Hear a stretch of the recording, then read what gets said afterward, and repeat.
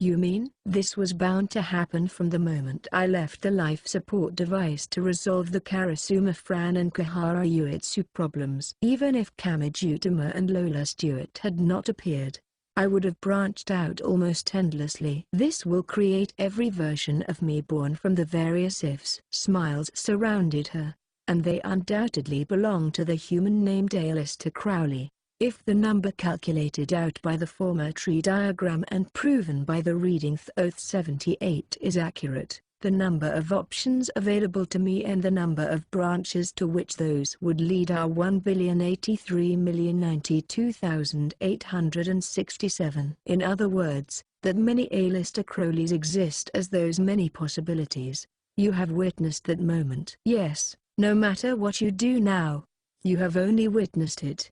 As if you are watching fireworks being launched from this single spot.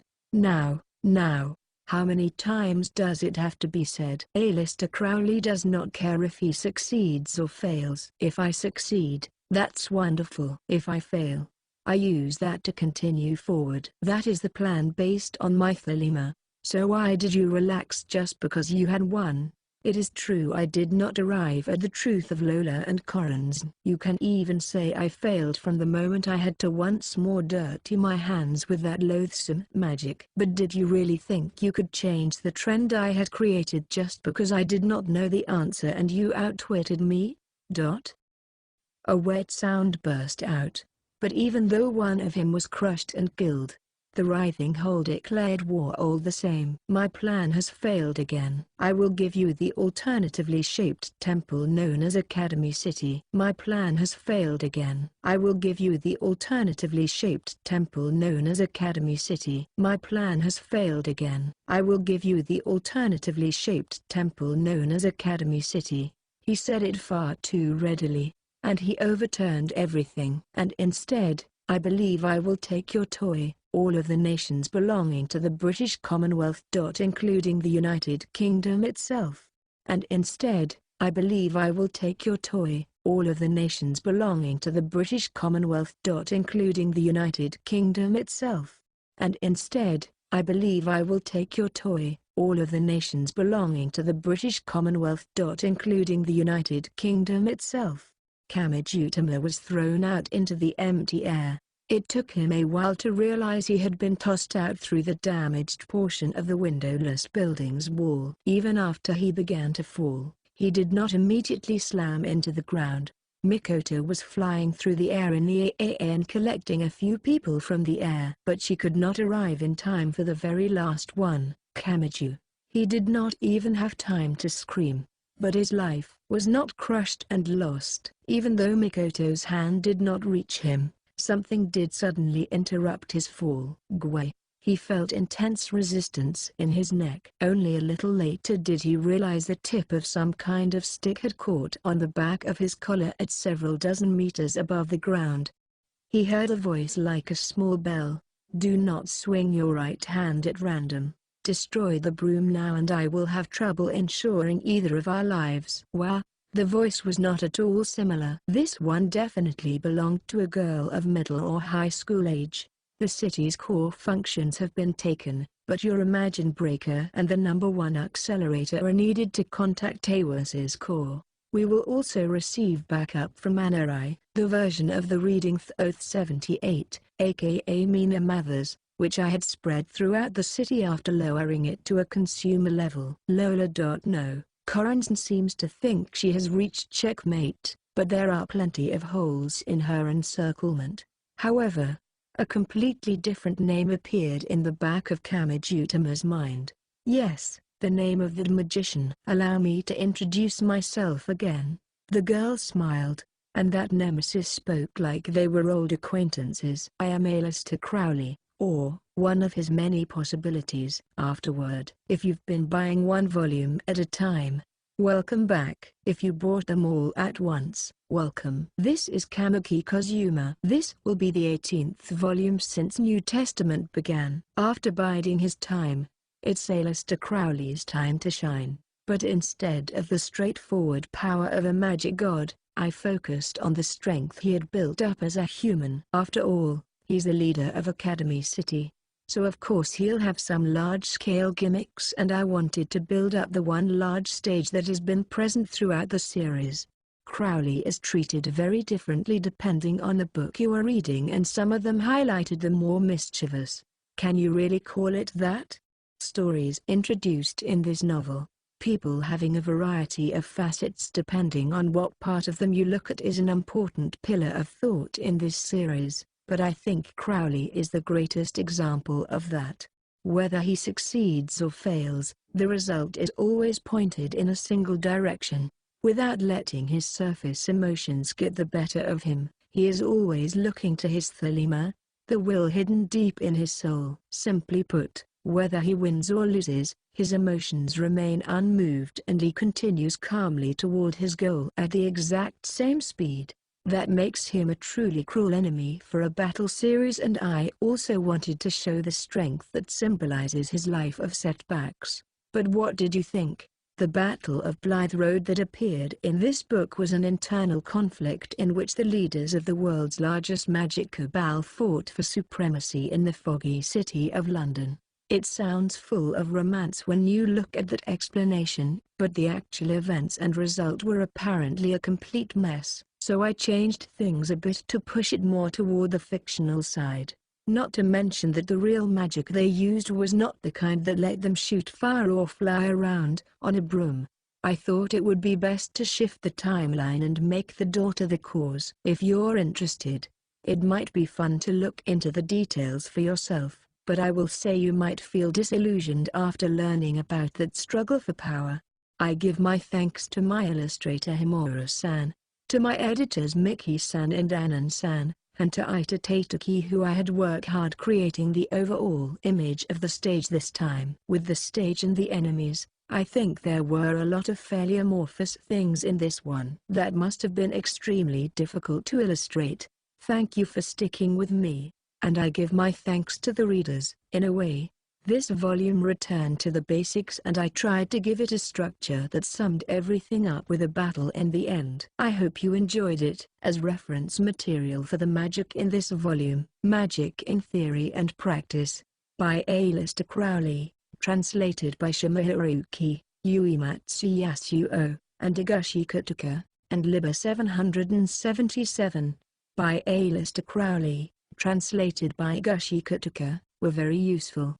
Thank you for the excellent reference material. It is time to close the pages for now, while praying that the pages of the next book will be opened, and I lay my pen down for now. I've taken a liking to the double high-class ladies. Combining is the romance of men. Learn to appreciate it. Kamiki Kozuma. Someone spoke within Academy City. Nha? What is it? Anerai. My smartphone's just flashing warning, warning. But that doesn't tell me anything.